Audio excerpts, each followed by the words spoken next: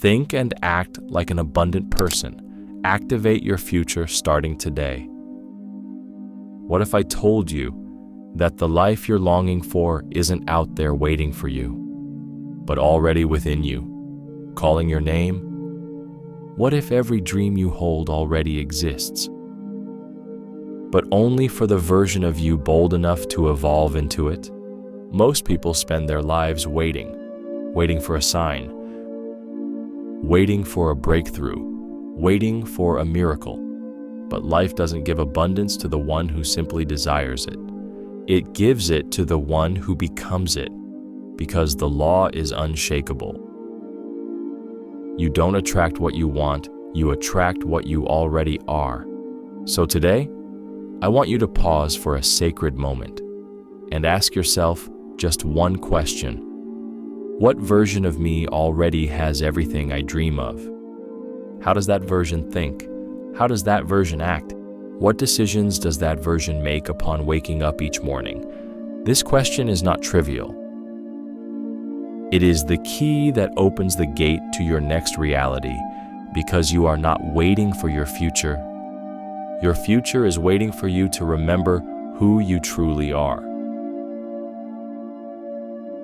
You attract what you are, not what you want. Think and act like an abundant person. Activate your future today. What if I told you that the life you long for is not something far away, waiting to be reached, but a sacred echo within you, already calling your name? What if every dream you've ever had already exists, but only for the version of you who dares to evolve into it? Because here is the truth. You are not chasing your future. Your future is chasing you, but it's not chasing the version of you who doubts, hesitates, or fears.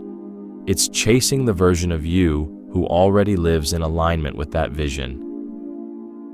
Most people are waiting for the perfect moment, waiting for a miracle, waiting for a sign from the heavens. But life doesn't deliver abundance to those who merely wish for it. It delivers abundance to those who embody it. Why?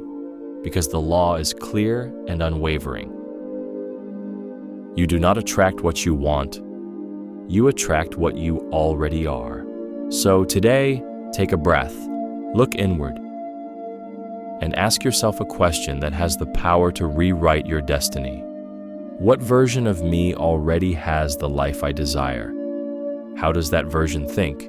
How does that version act, walk, speak, and decide? What does that version choose to focus on the moment the day begins? This question is sacred, because the gap between your current life and your dream life is not time. It's not money. It's not circumstances. It's identity. Become the version of you who already lives in abundance. And abundance will no longer be a distant goal. It will become your new baseline. Your morning shapes your reality. Most people wake up every day reacting to their phone, reacting to yesterday's worries, reacting to the same inner dialogue that kept them small the day before.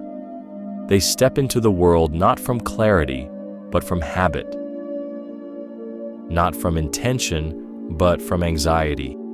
And yet, those who create true abundance, they don't begin the day by repeating the past. They begin by remembering the future. They breathe with intention. They walk in alignment. They live with a vision so clear that it vibrates through their entire being. Dr. Joe Dispenza teaches that the first moments of your morning are a sacred, energetic doorway. You either walk through it asleep, repeating yesterday's patterns, or you awaken to the present moment and begin to reprogram your being. Imagine your mind as a sacred temple, a holy space that requires daily tending, a garden that blooms only with conscious love, attention, and reverence. A wealthy mind is not improvised. it is cultivated. Just as a gardener waters the soil with devotion, you must water your inner world with vision, discipline, and gratitude. Before opening your eyes, connect, not with notifications, but with your soul, with God, with your highest self, with the future you came here to remember. Joe Dispenza calls this a rehearsal of the future, but in truth, it's much more. It's an awakening of identity. It's a declaration to the quantum field. I already am who I've been waiting for. So I invite you to practice. How does an abundant soul walk through the day? How do they respond when challenged? How do they breathe when things don't go as planned? How do they see others from a place of love or fear? Your subconscious mind doesn't distinguish between what you emotionally imagine and what you physically live. So when you visualize with feeling, you're not fantasizing. You're sowing, you're rewiring, you're tuning your instrument for a higher performance. Before you go out to the world, make sure your frequency is in harmony with the life you desire, because the moment your vibration rises, everything that matches that vibration begins to find its way to you. The invisible enemy, beliefs that block your abundance. But just as light attracts light, there is something within you that may resist this new vibration, a silent enemy. It's not your environment. It's not your past. It's not even your current situation. It's your beliefs. Most people don't realize it, but beliefs are not absolute truths. They're thoughts repeated so many times that your body began to live them as identity. They're like invisible roots buried deep in the subconscious, pulling you back into old patterns. Even when your soul is ready to rise, I'm not enough. Money is evil. Abundance is for others, not for me. These are not your true voice. They are echoes, whispers passed down by society, family, trauma, and fear. They are the walls your mind built to protect a version of you that no longer exists. But here's the danger. Most of these beliefs operate unconsciously. You follow them without even knowing it. And yet, the Bible speaks this truth plainly. As a man thinks in his heart, so is he. Proverbs 23:7. Joe Dispenza explains that these beliefs become deeply entrenched neural circuits. And without conscious effort, your body starts living on autopilot, repeating the same emotions, the same chemistry, the same destiny. To change a belief is not just to shift an idea. It's to undergo a symbolic death, a sacred shedding of the identity that no longer serves you. It is to stand in front of the mirror of your soul and say, I am no longer that story. I am the new story I came here to live. It's not comfortable. It's not instant.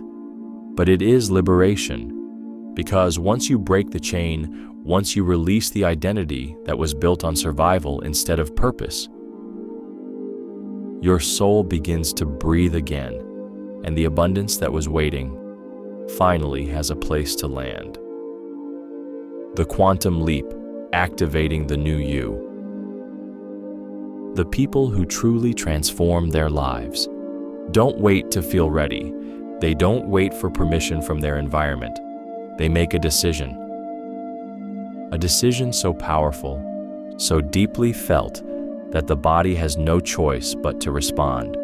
Joe Dispenza calls this a neurological and emotional activation, the precise moment when you stop thinking like the old self and begin embodying the new one. It's not a wish, it's not a hope, it's a quantum leap in identity. And it feels like standing before the sea. Just like Moses, it wasn't the sea that moved first, it was his faith. The moment he lifted his hand, the waters opened. So it is with you. When your intention vibrates higher than your wound, pain loses its grip, and something sacred awakens within the quiet, sovereign voice of spirit. The Bible speaks of this sacred transformation. Do not conform to the patterns of this world, but be transformed by the renewal of your mind. Romans 12:2. This moment, if lived deeply, is not just emotional, it's biological, it's energetic, it's spiritual. It becomes a new emotional memory. Your nervous system recalibrates, your vibration shifts, and life inevitably begins to align with the new destiny written inside you. This is the rising point. This is the moment when heaven meets flesh, because those who create extraordinary lives don't remember their past, they remember their future. Yes, they've seen it in their minds, they've felt it in their hearts, they've embodied it so many times that for their soul, it's already real. Now faith is the substance of things hoped for, the evidence of things not seen. Hebrews 11:1. Visualization is not fantasy. It is emotional prophecy. It is the soul whispering, "This already exists in the unseen. Now hold it in gratitude until it becomes seen." The true meaning of abundance, beyond matter into spirit. True abundance is not having more. It's needing less to feel whole. It's not about possession. It's about perception. It's not about what enters your life. It's about the frequency from which you live it. Real abundance begins the moment you remember, nothing external can define me because my value is anchored in the eternal. Like in the parable of the prodigal son. When the son returned, broken and ashamed, his father didn't measure him by his past. He didn't shame him for what he had lost. He ran to him. He embraced him. He restored him, not because of merit, but because of love. That is the heart of divine abundance, the abundance that doesn't judge, but welcomes, the abundance that waits with open arms, even if you were the one who walked away. And just like Jesus multiplying the loaves, it wasn't about the quantity, it was about the consciousness. He took the little they had. He lifted it with gratitude. He blessed it. He shared it. And in that act of faith and divine trust, the little became enough, and the enough became overflow. Joe Dispenza would say that, in that moment, Jesus was in complete resonance with the quantum field. He didn't beg for more. He didn't plead with lack. He vibrated as if he already had it all. That is abundance, taking what you have, blessing it, letting it flow, not hoarding, not striving, but living in such sacred certainty, in such divine alignment, that even if everything outside were to fall away, you'd still be whole. Because your wealth is not what you possess, it's what you've become. Become the person now. And now comes the real challenge, the experiment, the sacred invitation. What would happen if for the next 7 days you chose to live as if you were already that abundant person? What if instead of waiting to have, you began by deciding to be? What if today you stopped postponing your greatness and started walking in it? This is the principle Joe Dispenza teaches. The future doesn't come to those who wait. It comes to those who rehearse it. And this isn't theory. It's been lived again and again, like the woman diagnosed with an irreversible illness. Every single day, she closed her eyes. She saw herself healed. She meditated. She imagined her body glowing with light. She believed it, fiercely, unshakably, with a faith that defied logic. And slowly, her biology began to shift. Her body aligned with her soul. Her symptoms disappeared. But the real miracle? Her identity changed. She was no longer the sick woman hoping to recover.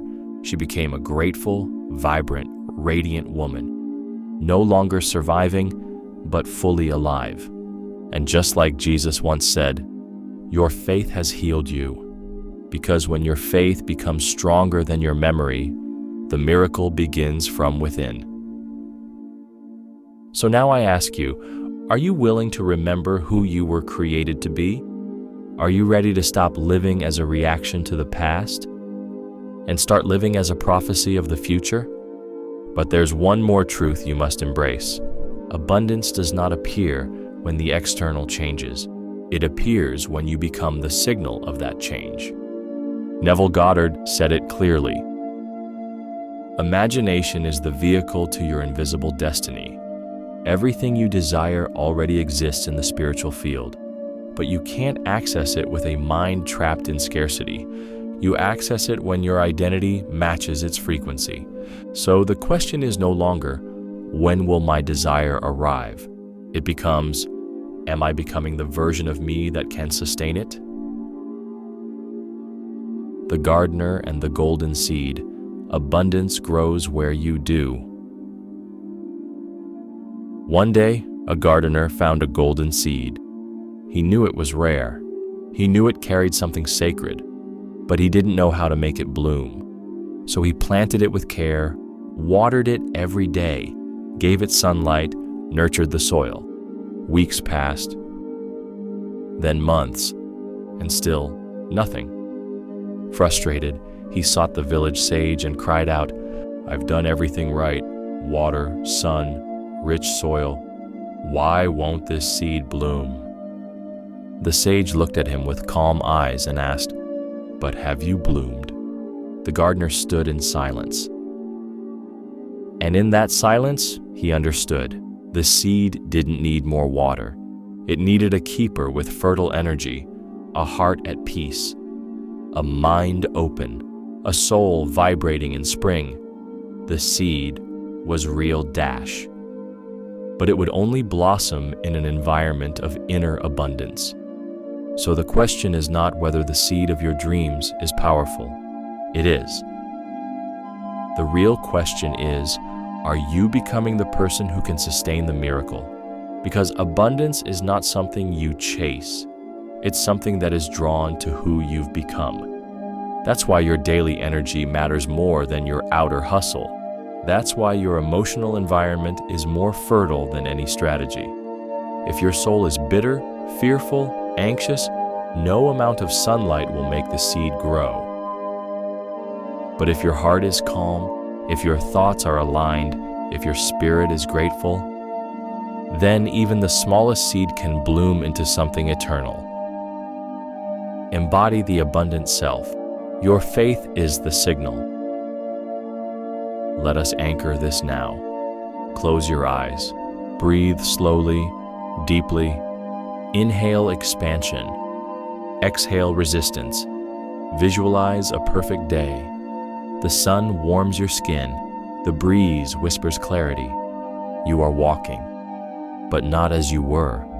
You walk as the version of you who has already healed, already prospered, already risen. Maybe you're on a mountaintop, beside the ocean, in a sacred garden. Feel your body aligned, strong, free. This version of you doesn't chase life, it radiates life.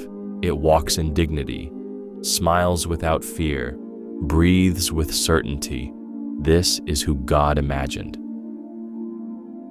when He dreamed you into being. You are not broken, you are becoming. Now repeat from your soul, I am that person, I am that energy, I am that embodied faith. I am the miracle I've been waiting for, and every cell in my body knows it. Because the universe does not respond to your words, it responds to your frequency. Most people pray for a miracle, but still vibrate like victims.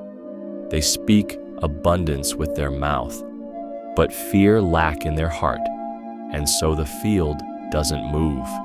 Because the quantum realm doesn't respond to noise, it responds to coherence. So the real secret is not to beg louder, it's to feel deeper, to become the answer before it arrives, to walk like it's done, to speak with gratitude for the invisible, to thank God as if it's already yours. That is alignment.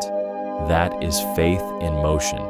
That is how you become the signal of your own answered prayer. Because when you change, everything changes with you. You are the miracle. You are the frequency. You are the evidence. And if you're listening to this now, it's not by chance. God has already heard your desire. The field has already received your signal. But what you're waiting for out there is waiting for you. In here, this is your moment of activation. Not just emotional, not just mental, spiritual, energetic, divine, quantum. Become that person now. Live from that vibration. And let the universe recognize you. As Joe Dispenza says, when you change your energy, you change your life. And as God declared in His word, "For I know the plans I have for you, plans to prosper you and not to harm you, plans to give you a future and a hope." Jeremiah 29:11. That future is already on its way. But first, it must be born inside of you. If this message resonated with you, subscribe to the channel, activate the bell, and share this video with someone else who's ready to awaken. Together, let's raise the frequency of this world. Because your transformation is not just for you, it's a gift to the collective. Welcome to Rise and Transform. Welcome to the new you.